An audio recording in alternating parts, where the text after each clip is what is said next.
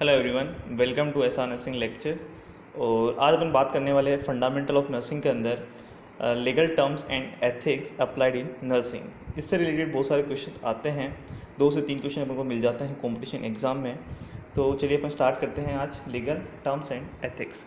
सबसे पहले अपन बात करते हैं वर्ड टोट की। ठीक है, टोट वर्ड का मतलब क्या होता है कि जैसे कोई भी पर्सन है जो नर्सिंग केयर प्रोवाइड कर रहा है या फिर नर्सिंग स्टाफ है, और जब पेशेंट की केयर करता है उस वक्त किसी प्रकार से इंटेंशनली या फिर जो है बिना किसी इंटेंशन के अगर वो जो है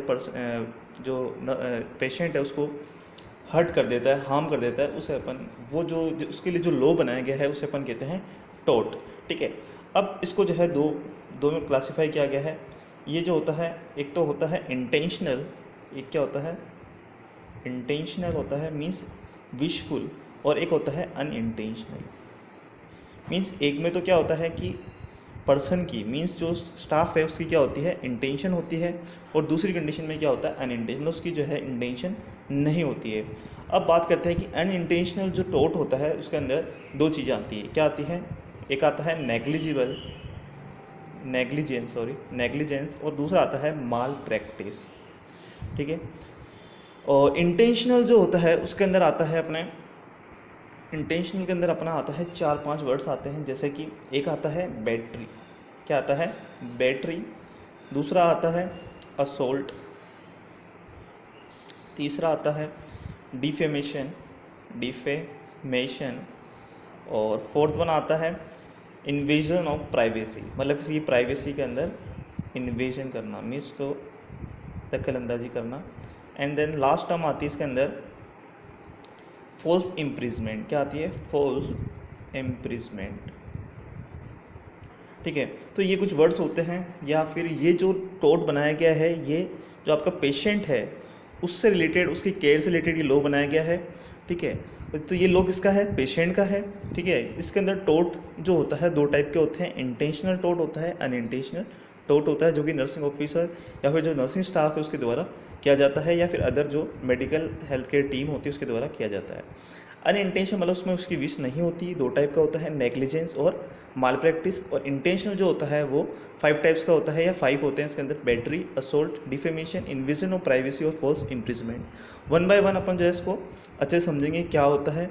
ठीक है, तो आप जो है वीडियो को अगर 2-3 बार आप देखेंगे तो आपको अच्छे से ये क्लियर हो जाएगा। ठीक है, चलिए स्टार्ट करते हैं।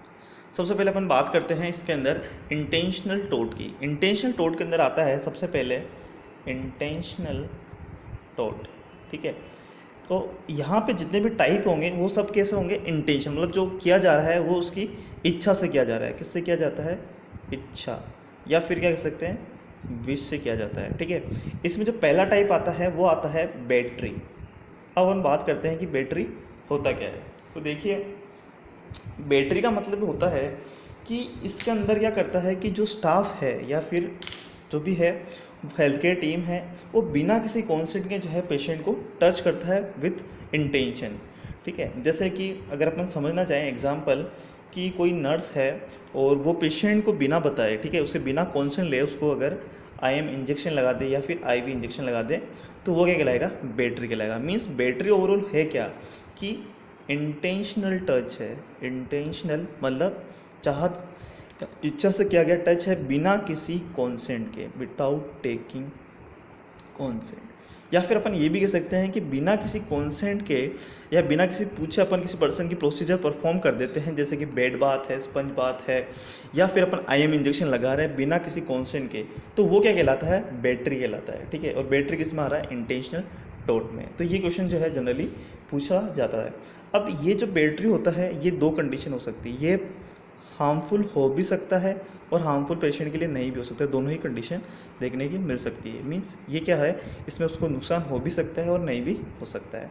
तो ये अपनी पहली टर्म क्लियर हुई, बैटरी क्या होता है। दूसरी टर्म की अपन बात करें तो दूसरी टर्म होती है असोल्ट। क्या होती है? असोल्ट। अब असोल्ट का मतलब क्या होता है? असोल्ट का और बैटरी में डिफरेंस ये होता है कि इसके अंदर अपन ने क्या करा था, इंटेंशनल टच किया था बिना किसी कॉन्सेंट के। इस असोल्ट में क्या करते हैं अपन? उसको धमकाते हैं। क्या करते हैं अपन उसको? इसमें अपन क्या करते हैं कि जो पेशेंट है उसको क्या करा जाता है? धमकाया जाता है, मीन्स उसको डराया जाता है। जैसे कि अगर मैं एग्जांपल की बात करूं कि कोई भी पेशेंट अगर नॉर्मल वार्ड के अंदर जो है वो घूम रहा है, ठीक है, और उसको अपन ने 1-2 बार मना कर दिया और वो नहीं मान रहा है, तो उसमें क्या होता है कि स्टाफ जो होता है उसको क्या कर सकता है, रिस्ट्रेन की धमकी दे सकता है कि अगर वो जो है घूमना फिरना बंद नहीं करेगा बिना फालतू, तो उसको हम क्या कर देंगे, तुझे बांध देंगे। तो ये क्या होता है, एक प्रकार का क्या है, असोल्ट है, मीन्स को अपन धमका रहे हैं, ठीक है। जैसे कि कोई छोटा बच्चा है, चाइल्ड है 5 ईयर्स ओल्ड का, और वो पीडियाट्रिक वार्ड में भर्ती है, ठीक है, और वो जो है उसके पेरेंट्स जो है कहीं बाहर गए हुए और वो रोने लग जाता है, तो उसको चुप कराने के लिए अपन कह सकते हैं कि अगर तुम चुप नहीं होते हम क्या करेंगे, इंजेक्शन लगा देंगे। तो ये क्या हुआ, धमकाना। असोल्ट का मतलब क्या होता है, धमकाना या फिर डराना, ठीक है। धमका के या डरा के अपन कोई चीज़ कर रहे हैं उसे अपन क्या कहेंगे, असोल्ट कहेंगे। मीन्स में क्या होता है कि उसको डराया जाता है, मीन्स अपन को इसको डेफिनेशन के हिसाब से अपन क्या कह सकते हैं, fear of offensive threat, fear of offensive threat, ठीक है। तो ये टर्म होती है असोल्ट। तो आपने देखा कि असोल्ट और बैटरी में क्या डिफरेंस है, कि बैटरी में आपने जो है एक्शन परफॉर्म किया है, ठीक है, बिना किसी उसके कॉन्सेंट के। असोल्ट में अपन क्या कर रहे हैं, सिर्फ उसको डरा और धमका रहे हैं, ठीक है। ये दोनों इसमें डिफरेंस आता है। फिर देखिए इसके अलावा तीसरा है कि जैसे कि असोल्ट का अपन एक एग्जांपल ये भी, असोल्ट के अंदर अपन एग्जांपल ये भी ले सकते हैं कि जैसे कि अपन जो है कोई पेशेंट है उसको अपन ओरल मेडिसिन के लिए कहते हैं, ठीक है, कि आप ये टैबलेट ले लीजिए, और वो पर्सन जो है, मीन्स जो पेशेंट है, वो अगर डिनाई कर देता है और अपन जो है उसको कहते हैं कि अगर तुम ओरल मेडिसिन नहीं लेंगे तो फिर हम जो है इंजेक्शन लगाएंगे। तो ये भी अपने आप में क्या आता है, असोल्ट के अंदर आता है, ठीक है। तीसरा वर्ड होता है फॉल्स इम्प्रिजमेंट। क्या होता है, फॉल्स इम्प्रिजमेंट। इम्प्रिजमेंट का मतलब क्या होता है, जेल, और फॉल्स मीन्स गलत। मतलब इसमें क्या होता है कि जैसे जनरली क्या होता है, जेल में किनको डाला जाता है, जो क्राइम परफॉर्म करते हैं या अपराध करते हैं उनको। यहाँ पे क्या होता है, इस वर्ड से ये पता चलता है कि कोई पेशेंट है जो कि क्या है, नॉर्मल है, ठीक है, और अगर वो पेशेंट जो है वो नॉर्मल है और वो जो है बिना किसी अपन उसको नीड के उसको रिस्ट्रेन कर देते हैं बेड पे। रिस्ट्रेन मतलब बांधना, मीन्स कोई पर्सन है या फिर पेशेंट है कोई जनरल वार्ड के अंदर, और वो जो है उसको अपन जो है बिना किसी नीड के उसको अपन रिस्ट्रेन कर देते हैं, तो वो क्या कहलाता है, फॉल्स इम्प्रिजमेंट। मतलब अपन उसकी जो है उसको जेल में बंद करने लायक जैसे हो जाता है। मीन्स अपन क्या करते हैं, बिना किसी नीड के ही उसको क्या कर देते हैं, रिस्ट्रेन कर देते हैं, ठीक है। इसके अलावा अपन उसका दूसरा एग्जांपल क्या ले सकते हैं कि कोई पर्सन है, कोई पेशेंट है, वो लामा होना चाहता है, means leave against medical advice पे डिस्चार्ज होना चाहता है, बट अपन जो है उसको जो है डिस्चार्ज नहीं करते हैं, तो वो भी क्या कंडीशन होती है, फॉल्स इम्प्रिजमेंट की कंडीशन आती है, जो किसके अंदर आती है, इंटेंशनल टोर्ट। क्योंकि इसमें सब में क्या है, इंटेंशन है, जैसे इसमें क्या आता है, स्टाफ का क्या है, इंटेंशन है, तो ये कहलाता है फॉल्स इम्प्रिजमेंट।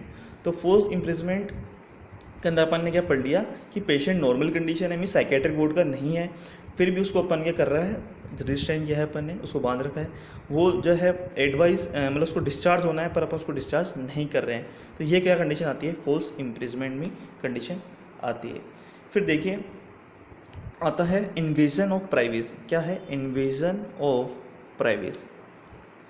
अब इसको अपन ऐसे समझ सकते हैं, इन्वेजन का मतलब क्या होता है, इन्वेजन का मतलब होता है किसी चीज़ पे कब्जा करना, और प्राइवेसी मतलब किसी पर्सन की जो पर्सनल चीज़ है उस पर अपन क्या कर रहे हैं, कब्जा कर रहे हैं। जैसे इसको एग्जांपल से समझते हैं अपन कि अपन जो है जैसे किसी पर्टिकुलर पेशेंट को अपन ने रूम दे रखा है, और अपन बिना किसी नोक के जो है रूम में एंटर हो जाते हैं, या फिर अपन कोई प्रोसीजर परफॉर्म करते हैं, उस वक्त अपन जो है बॉडी के अननेसेसरी पार्ट, मतलब अननेसेसरी उसके बॉडी के पार्ट को अपन एक्सपोज करें, क्या कह सकते हैं, expose of body part unnecessary. Means जहाँ पे नीड नहीं है उस बॉडी पार्ट को भी अपन जो है अननेसेसरी एक्सपोज कर रहे हैं, उसे भी अपन क्या कहते हैं, इन्वेजन ऑफ प्राइवेसी के अंदर वो आता है। तो ये क्या है, किसी इंटेंशन की वजह से ही हो रहा है पर्सन के अंदर, ठीक है। या फिर अपन देखिए और एग्जांपल समझें कि अपन कोई प्रोसीजर परफॉर्म कर रहे हैं, ठीक है, अपन ने क्या करा, कोई प्रोसीजर परफॉर्म किया। अब इस प्रोसीजर को परफॉर्म जब अपन कर रहे हैं तो अपन को जैसे बर्न केयर अपन दे रहे हैं ना, जो वुंड हो रखा है उसके अंदर अपन प्रोसीजर परफॉर्म कर रहे हैं, तो उस वक्त अपन क्या करते हैं, उसकी पिक्चर ले लेते हैं, ठीक है, फोटोज़ ले लेते हैं बिना उसके कॉन्सेंट के। तो ये भी क्या होता है, ये भी किसके अंदर आएगा, इन्वेजन ऑफ प्राइवेसी। मतलब अपन ने जो है बिना उसके कॉन्सेंट से, बिना उससे पूछे उसकी जो है पेशेंट की अपन पिक्चर ले ले, तो वो क्या होगी, उसकी प्राइवेसी के अंदर दखल अंदाजी करना। तो ये सब किसके अंदर आता है, इन्वेजन ऑफ प्राइवेसी में। तो चारों टर्म अपन ने समझी। बैटरी का मतलब होता है बिना किसी इंटेंशन के उसको टच करना, मतलब बिना किसी कॉन्सेंट के उसको टच करना, ठीक है। असोल्ट का मतलब होता है उसका धमकाना, डराना। फॉल्स इम्प्रिजनमेंट का मतलब होता है बिना फालतू उसको जो है पकड़ के रखना, जैसे रिस्ट्रेन करना, या फिर जो है वो मेडिकल एडवाइस पे जाना चाहता है, डिस्चार्ज होना चाहता है, बट अपन उसको जो है हाँ नहीं कह रहे हैं, ठीक है, उसको अपन डिस्चार्ज नहीं कर रहे हैं। और इन्वेजन का मतलब होता है उसको उसकी जो प्राइवेसी है उसको जो है इन्वेज करना। ये चारों टर्म इसके अंदर आ गई। फिर आता है डिफेमेशन, फिर आती है टर्म अपनी 5th टर्म आती है इसके अंदर डिफेमेशन। अब देखिए डिफेमेशन क्या होता है, इसके बारे में अपन बात करते हैं। देखिए डेफिनेशन क्या होगी डिफेमेशन की, कि इसमें क्या होता है कि फॉल्स कम्युनिकेशन होता है। क्या होता है? फॉल्स कम्युनिकेशन, ठीक है।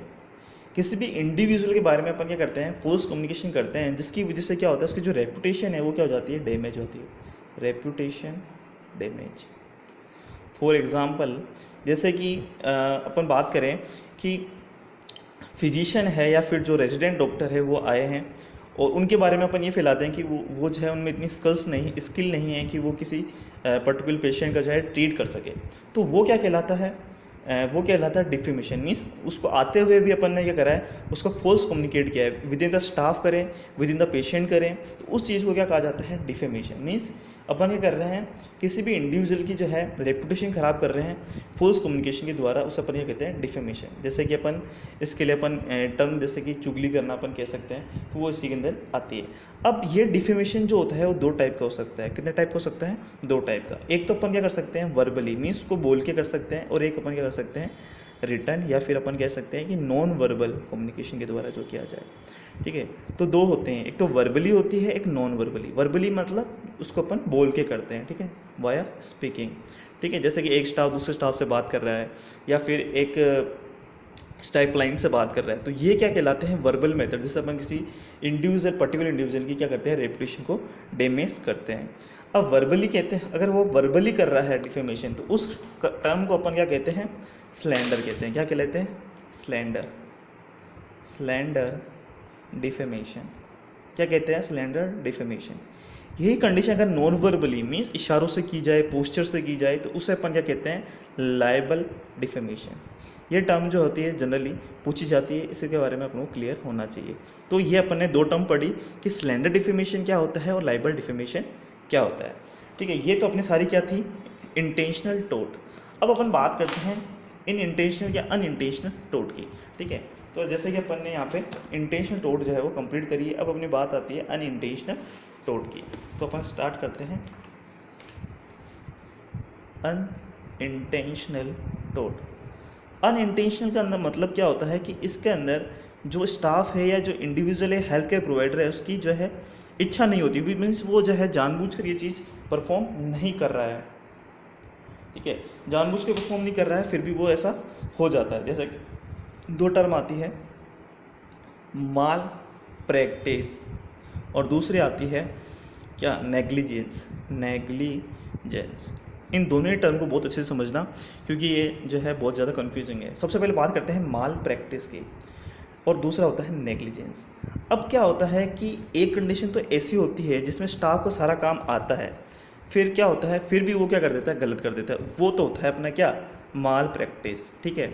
नेग्लिजेंस के अंदर क्या होता है कि वो किसी एक्ट को जो परफॉर्म करता है तो उसमें क्या हो जाता है, फेल हो जाता है। मीन्स दोनों के अंदर स्टाफ क्या है, सेलेक्टेड है, मीन्स ये जो है दोनों ही रीजनेबल स्टाफ है, दोनों को काम आते हैं, फिर भी क्या होता है, कुछ गलतियां हो जाती हैं। जैसे ये माल प्रैक्टिस में क्या होता है, अगर अपन माल प्रैक्टिस को कहें तो क्या कह सकते हैं, प्रोफेशनल नेग्लिजेंस। ये वर्ड बहुत इंपॉर्टेंट है, डायरेक्ट इसी से जो है अपन से पूछा जाता है कि प्रोफेशनल नेग्लिजेंस क्या होता है। तो प्रोफेशनल नेग्लिजेंस को कहते हैं, किसको कहते हैं, माल प्रैक्टिस को। प्रोफेशनल मतलब जो प्रोफेशनल इंडिविजुअल्स होते हैं, मींस जैसे आप किसी एम्स में सिलेक्टेड हैं और तो आप क्या है, प्रोफेशनल नर्स है, फिर भी अगर आप कोई किसी प्रकार का केयरलेस जो है केयर करते हैं, उसको किस में आएगी, माल प्रैक्टिस में आएगी। जैसे कि अपन समझ सकते हैं, जैसे कि समझें अपन मेडिकेशन एरर।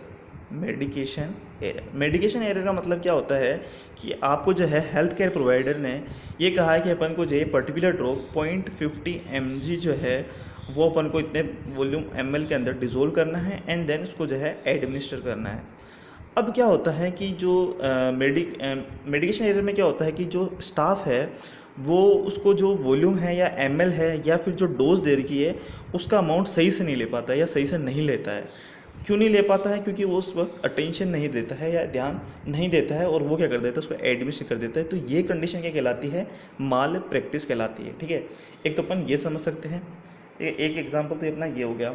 एक होता है इसके अंदर कि जो रूटीन प्रोसीजर्स होते हैं, रूटीन प्रोसीजर्स, जो रूटीन प्रोसीजर परफॉर्म किए जाते हैं, जैसे कि बेड बाथ अगर अपन दें, पेशेंट है अगर वो नहीं उठ सकता है, ठीक है, इसके अलावा बेड सोर की अपन ट्रीटमेंट करते हैं। तो जो रूटीन प्रोसीजर्स होते हैं किसी बेड लाइन पेशेंट के अंदर, उसके अंदर वो प्रोसीजर के अंदर अपन जो है सही से परफॉर्म नहीं कर पा रहे हैं, या फिर बेड सोर जो है उसको अपन सही से ट्रीट नहीं कर रहे हैं, या फिर उसकी जो अपन ड्रेसिंग करते हैं वो सही नहीं करते, तो वो किसके अंदर आते हैं? सारे माल प्रैक्टिस में आते हैं। मीन्स पर्सन जो है वो प्रोफेशनली जो है उसको सब आता है, बट ड्यू टू द उसका जो केयरलेस नेचर है उसकी वजह से वो उसको परफॉर्म नहीं कर रहा है, वो क्या कहलाता है? माल प्रैक्टिस। इसके अलावा जैसे रेगुलर डॉक्यूमेंटेशन करना कि उसके वाइटल साइंस क्या क्या आ रहे हैं, ठीक है, वाइटल साइंस अपन को पता है TPR BP। तो जो वाइटल साइंस वो लिख रहा है, जैसे डॉक्टर ने प्रिस्क्राइब किया कि उसको जो है दिन में 3 बार लेने हैं, बट वो 2 बार ले रहा है, या फिर जब ले रहा है तो उसकी एक्यूरेट रीडिंग को जो है डॉक्यूमेंटेशन नहीं कर रहा है due to their careless nature, तो वो किस में आता है? सब माल प्रैक्टिस में आता है। तो अपन इसमें क्या पढ़ा? प्रोफेशनल नेग्लिजेंस अपन को वर्ड याद रखना है। एग्जाम्पल में जैसे मेडिकेशन एरर है, रूटीन प्रोसीजर में वो जो है प्रोसीजर को सही परफॉर्म नहीं कर पा रहा है, या फिर डॉक्यूमेंटेशन। तो इसमें अपन एक वर्ड और क्या कह सकते हैं कि लैक ऑफ स्किल्स। ठीक है, लैक ऑफ स्किल, जिसकी वजह से क्या होता है? पेशेंट जो है उसको भुगतना पड़ सकता है। मीन्स उसको क्या हो सकती है? इंजरी हो सकता है, इंजरी हो सकती है, लॉस हो सकता है, या फिर मैं कह सकता हूँ कि डैमेज हो सकता है पेशेंट को।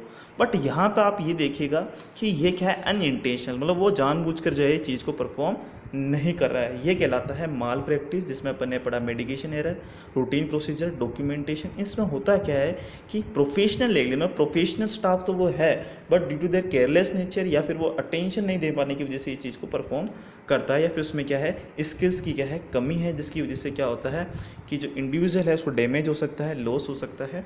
ठीक है, ये बात करिए अपन ने माल प्रैक्टिस की। अब अपन बात करते हैं कि नेग्लिजेंस क्या होता है। नेग्लिजेंस का मतलब होता है कि कोई स्टाफ है वो उस एक्ट को परफॉर्म नहीं कर पा रहा, मीन्स ओवरऑल क्या है? फेल है। क्या कह सकते हैं अपन इसको? Fail to perform an act by a reasonable, या फिर अपन कह सकते हैं रीजनेबल प्रूडेंट स्टाफ है या प्रूडेंट नर्स है। ठीक है, मीन्स ऐसी नर्स जो कि एक प्रूडेंट मीन्स विवेकशील कहते हैं, या फिर अपन कह सकते हैं कि जो एक जिम्मेदारी वाली जो कैरेक्टरिस्टिक्स होते हैं नर्स के वो है, बट उसके द्वारा क्या हो रहा है कि वो क्या परफॉर्म नहीं कर पा रही है? एक्ट को परफॉर्म नहीं कर पा रही। तो अच्छे से समझिए, fail to perform an act means act को परफॉर्म नहीं किया जा रहा है। दोनों में डिफरेंस है। इसमें क्या है? वो एक्ट परफॉर्म करता है, ठीक है, मीन्स उसमें क्या है? स्किल्स नहीं है। ठीक है, स्किल्स की कुछ कमियां हैं जिसकी वजह से परफॉर्म नहीं कर पा रहा है। बट नेग्लिजेंस में क्या होता है? वो एक्ट को परफॉर्म नहीं कर पा रहा है। ठीक है, इसे कहते हैं अपन नेग्लिजेंस। ठीक, जैसे कि नेग्लिजेंस का एग्जाम्पल हो सकता है कि जैसे अपन इंजेक्शन लगा, ठीक है, तो नेग्लिजेंस का मतलब मैंने पढ़ा कि एक्ट परफॉर्म नहीं कर पा रहा है। या फिर इसके एग्जाम्पल की अगर अपन बात करें तो इसका एग्जाम्पल होता है कि जैसे इसमें जो पेशेंट है, ठीक है, उसको सीजर्स आ रहे हैं ना, सीजर्स आ रहे हैं, तो नर्स का काम क्या होता है कि अपन को जो साइड रेल्स है उसको रेज करना होता है, या पर्सन जो है अगर वो खड़ा है तो उसको अपन जो है फ्लैट सरफेस पे लेटा दें। ठीक है, तो ये क्या होती है? नर्सिंग होती है, मतलब नर्सिंग केयर होती है, जो अपना काम होता है, मीन्स प्रायोरिटी होती है, रिस्पॉन्सिबिलिटी होती है। बट नर्स जो है वो ऐसा नहीं कर रही है कि पेशेंट को सीजर्स हैं, साइड रेल जो है वो रेज नहीं किए हैं, या फिर वो पेशेंट जो है वो गिर गया है, ठीक है, गिरने के बाद में भी अपन जो हेल्थ केयर प्रोवाइडर को इन्फॉर्म नहीं कर रहे हैं, सीजर्स आए हैं, डॉक्यूमेंटेशन नहीं कर रहे, तो ये सारी कंडीशन किस में आती है? नेग्लिजेशन में। तो ये दोनों ही डिफरेंस होते हैं किसके अंदर? माल प्रैक्टिस और नेग्लिजेंस में। ठीक है, तो माल प्रैक्टिस को अपन का डायरेक्ट क्या बोलते हैं? Professional negligence. और नेग्लिजेंस का मतलब क्या होता है? किसी एक्ट को परफॉर्म नहीं कर पाना। ठीक है, जैसे कि पेशेंट जो है उसको सीजर आ रहा है, वो गिर गया है, ठीक है, तो उससे अपन उसको बचा नहीं पा रहे हैं, या फिर हेल्थ केयर प्रोवाइडर को इन्फॉर्म नहीं कर रहे हैं। ये दोनों टर्म होती है नेग्लिजेंस, और दूसरा होता है माल प्रैक्टिस। ठीक है, इसके अलावा एक एग्जांपल अपन ये भी समझ सकते हैं कि जैसे इसमें स्टाफ को कहा गया है कि उसे जो है IM इंजेक्शन लगाना है, या फिर जो ड्रिप है NS ड्रिप है उसको दिन में 2 बार जो है अपन को करनी है। पर्टिकुलर टाइम है कि अपन को 8 आवर के डिफरेंस में देनी है, बट जो स्टाफ है वो 8 आवर से 12 आवर भी कर देता है, या 14 आवर भी कर देता है, तो ये किस में आते हैं? नेग्लिजेंस में आते हैं। ठीक है, तो यहाँ पे इनकी जो है स्टाफ की इंटेंशन नहीं होती है। तो ये था अपना क्या? Legal aspects. अब कुछ एक लॉ आता है, एक लॉ पढ़ेंगे, कुछ बेसिस होते हैं, कुछ बेसिक टर्म्स होती हैं जिनके बारे में अपन अब देखने वाले हैं। ठीक है, अब एक लॉ होता है जो कि नर्स के लिए दिया गया है, उस लॉ का नाम होता है गुड समरिटन लॉ। ठीक है, गुड समरिटन लॉ क्या कहता है कि कोई भी इमरजेंसी कंडीशन अगर होती है, जैसे कि कोई भी इमरजेंसी कंडीशन है, हेल्थ केयर प्रोवाइडर या जो नर्स है वो कहीं से गुजर रही है और वहाँ पे जो है कोई गिर गया है या फिर किसी को जो है इलेक्ट्रिक शॉक लग गया है, मीन्स जहाँ पे सीपीआर की नीड है। ठीक है, सीपीआर की नीड है और वहाँ पे जो भी हेल्थ केयर प्रोवाइडर है या नर्सिंग स्टाफ उसने सीपीआर परफॉर्म किया है, तो वहाँ पे जो सीपीआर वो परफॉर्म करेगा वो क्या करेगा, बिना किसी इच्छा से करेगा कि भाई कोई पेमेंट उसे नहीं लेनी है या फिर उसे जो है किसी प्रकार कोई गिफ्ट जो है उसके परिवार से नहीं चाहिए या कुछ भी जो है उसको बिना किसी लालच के जो है वो सीपीआर परफॉर्म करता है ताकि वो उसकी ये कर सके, जान बचा सके, लाइफ को सेव कर सके। बट इस सीपीआर के दौरान अगर किसी पर्टिकुलर चोट लग जाती है या फिर अपन जो फर्स्ट एड प्रोवाइड करते हैं इमरजेंसी के अंदर वो किसी प्रकार की चोट लग जाती है, मीन्स जैसे कि सीपीआर करते हैं तो रिब्स है, स्टर्नम है, उसमें फ्रैक्चर हो सकता है। ठीक है, इसमें क्या हो सकता है, फ्रैक्चर हो सकता है। तो उस केस के अंदर अगर जो पेशेंट है या पेशेंट के रिलेटिव है वो उस हेल्थ प्रोवाइडर को जो है इंजाम लगाते हैं कि ये रिस्पॉन्सिबल है या फिर जो है इस पर क्राइम लगाते हैं, तो वो चीज़ है उस टाइम पे इस हेल्थ प्रोवाइडर को जो बचाता है वो कौन सा लॉ बचाता है, गुड समरिटन लॉ। इस लॉ के तहत अगर कोई भी हेल्थ केयर प्रोवाइडर किसी इमरजेंसी कंडीशन में, ठीक है, फर्स्ट एड केयर प्रोवाइड करता है किसी भी पर्टिकुलर पेशेंट को, उस वक्त अगर बिना किसी इंटेंशन, यहाँ पे एक चीज़ आप रखें कि हेल्थ केयर प्रोवाइडर की इंटेंशन नहीं है, अगर वो बिना किसी इंटेंशन, नॉन इंटेंशन या अनइंटेंशनली अगर चोट लग जाती है ना, बिना किसी इंटेंशन के अगर वो चोट लग, बिना मतलब उसकी इंटेंशन नहीं है फिर भी चोट लग जाती है, तो उस केस में जो है ये लॉ उस हेल्थ केयर प्रोवाइडर को उस क्राइम से बचाता है। बट अगर उस केस के अंदर समझ लो हेल्थ केयर प्रोवाइडर अगर इंटेंशनली अगर उसको जो है चोट पहुँचाई तो वहाँ पे जो है उसके अगेंस्ट जो है वो क्राइम माना जाता है और उसके हिसाब से उसको जो है सज़ा मिलती है। तो ये कहलाता है गुड समरिटन लॉ।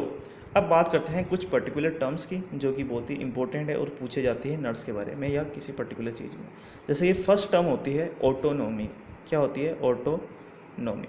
ऑटोनोमी का मतलब होता है कि कोई भी इंडिविजुअल हो उसको जो है राइट्स होते हैं, ठीक है, कि अपनी फ्रीडम के लिए। ठीक है, जैसे कि राइट्स का मतलब हुआ कि कोई भी इंडिविजुअल है जो कि अभी जॉब में है बट वो प्राइवेट जॉब करना चाहता है, तो उसका ये राइट है कि वो जो है अपने खुद का डिसीजन ले, उस जॉब को छोड़ के प्राइवेट जॉब को एक्सेप्ट करे जो भी उसको बिजनेस करना है, तो वो कहलाता है ऑटोनोमी। मीन्स इसका मतलब क्या होता है कि उसके पास राइट है, ठीक है, right to self determination,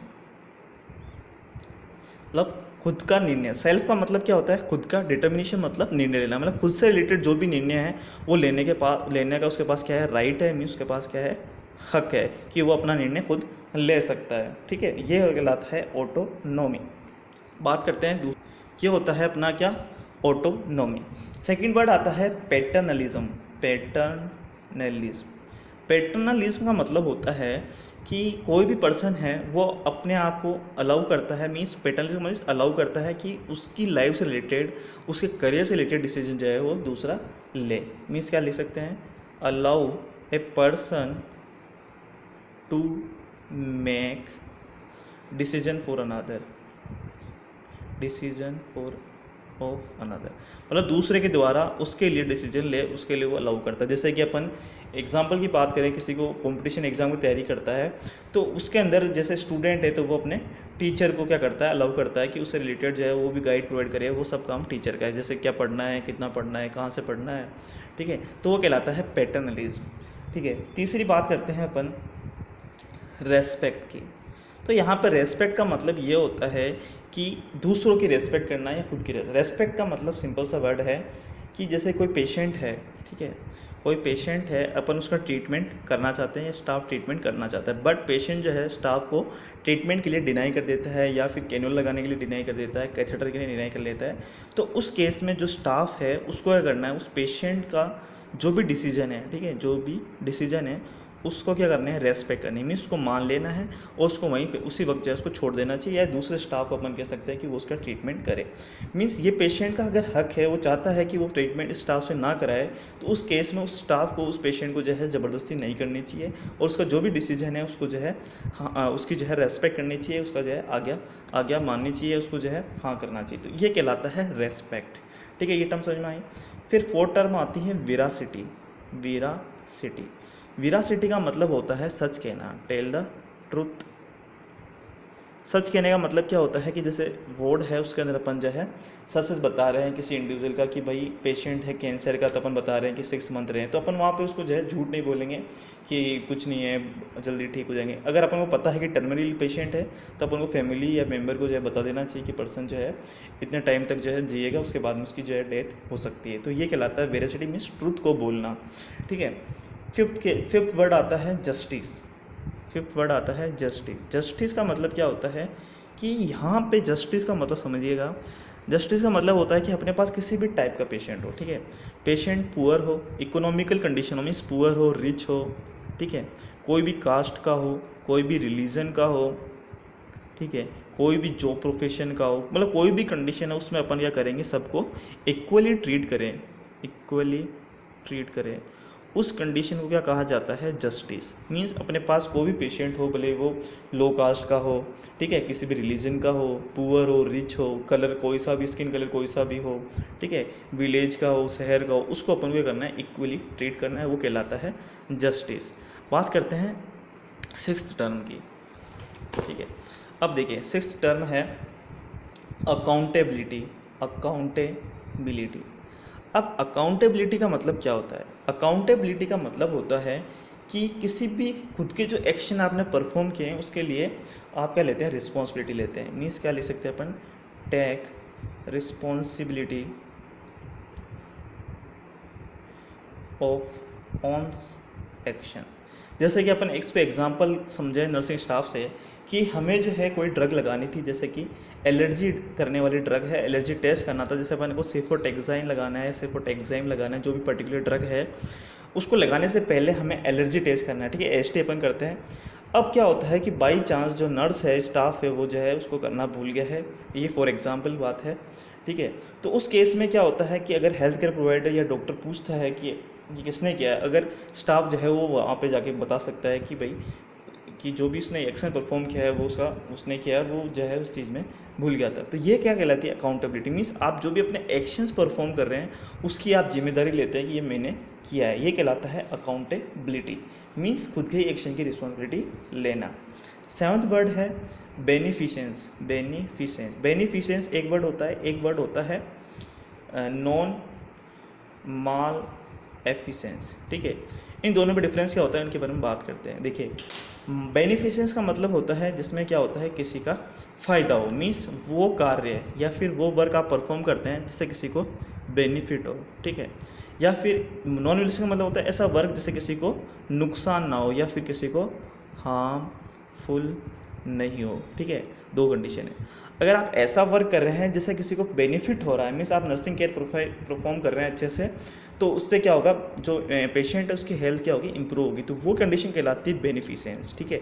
but आप जो है ऐसा वर्क ना करें जिसकी वजह से हार्मफुल उस पेशेंट के लिए वो ना हो। मीन्स आपको अगर कोई प्रोसीजर नहीं आता है, आपको पता है जो एनजी ट्यूब है वो आपको डालना नहीं आता है, तो उस केस में क्या हो सकता है, उसके नोज़ में आप इंजरी होगी तो ब्लीडिंग हो सकती है, मीन्स वो हार्मफुल हो सकता है, तो वो काम आप ना करें। तो वो कंडीशन क्या कहलाती है, नॉन माल एफिशिएंस। बेनिफिट्स का मतलब होता है ऐसा वर्क जिससे किसी को फ़ायदा हो, नॉन माल एफिशिएंस ऐसा वर्क जिससे किसी को नुकसान ना हो, वो कंडीशन कहलाती है नॉन माल एफिशिएंस, और एक होती है बेनिफिशिएंस, ठीक है। इसके अलावा एक टर्म आती है फिडेलिटी का मतलब होता है वफादार का मतलब अपन क्या समझेंगे कि कोई भी प्रोमिस या कमिटमेंट अपन ने की है उसको पूरा करना। कीप प्रोमिसेस एंड कमिटमेंट, ठीक है। आपने जो भी कोई प्रोमिस या कमिट किया है उसको आप जो है अपने फेथफुली उसको पूरा कर रहे हैं, अच्छे से पूरा कर रहे हैं, उसको कहा जाता है फिडेलिटी। जैसे कि स्टाफ पेशेंट से इंटरेक्शन करना, पेशेंट जो है वो कुछ बताता है कि उसे जो है पिछली बार उसने जो है ये उसे परफॉर्म किया था, उसको बहुत पेन हुआ था, तो उस केस में क्या है, स्टाफ जो है उसको जो है ये प्रॉमिस देता है, ये कमिटमेंट करता है कि इस बार उसको जो है पेन नहीं होगा, तो वो कहलाता है फिडेलिटी टर्म। लास्ट टर्म होती है अपने पास कॉन्फिडेंशियलिटी। कॉन्फिडेंशियलिटी का मतलब होता है सीक्रेट रखना, कीप सीक्रेट्स, या फिर जो इन्फॉर्मेशन होती है कीप सीक्रेट्स, या फिर प्रोमिसेस इन्फॉर्मेशन को प्राइवेट रखना। मीन्स कोई भी इन्फॉर्मेशन आपको मिली है पर्सन से रिलेटेड, उसको प्राइवेट रखना। मीन्स इसका मतलब ये हुआ कि कोई भी पर्सन है, जैसे आप स्टाफ हैं, उसको आपको 3 पेशेंट जो है मिले हैं केयर करने के लिए, उस 3 पेशेंट में एक पेशेंट जो है वो HIV पॉजिटिव है, तो आपको क्या करना है कि उस केस में उस पर्सन की जो इन्फॉर्मेशन है उसको आपको क्या करनी है, सीक्रेट रखनी है। सीक्रेट किससे रखनी है? जो भी पेशेंट के आसपास के पेशेंट है, या फिर आपके जो स्टाफ है, मीन्स आप जो है अपने कलीग जो स्टाफ, उसको भी आप तब बताएंगे जब बहुत ज़्यादा अर्जेंट होगा, नहीं तो वो आप इस चीज़ को क्या करेंगे, प्राइवेट रखते हैं। उस कंडीशन में कहलाता है कॉन्फिडेंशियलिटी। ठीक है, तो ये आज अपन ने डिस्कस किया कि नर्सिंग के अंदर जो है वो लीगल टर्म्स कौन कौन सी होती हैं। जैसे कि टोट अपन ने पूरा पढ़ा कि इंटेंशनल टोट क्या होता है और अनइंटेंशनल टोट क्या होता है। इसके बाद में अपन ने लॉ पढ़ा और टर्म्स पढ़ी। ठीक है, ये था अपना आज का लेक्चर। अगर आपको वीडियो पसंद आई तो प्लीज़ चैनल को सब्सक्राइब करें और वीडियो को ज़्यादा से ज़्यादा शेयर करें, लाइक करें। Thank you.